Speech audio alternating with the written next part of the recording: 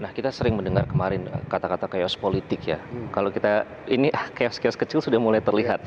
Mulai dari bisa dibilang 8 fraksi DPR yang menyatakan menolak sistem proporsional tertutup.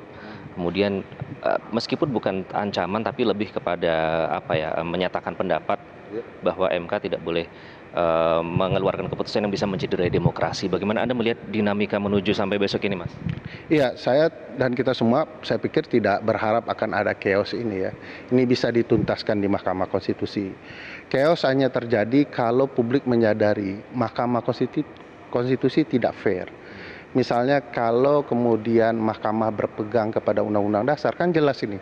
Pasal 22E ayat 2 Undang-Undang Dasar mengatakan ini konsepnya harus terbuka. Karena pemilu itu menurut pasal itu adalah untuk kemudian memilih anggota DPR, DPD, dan DPRD.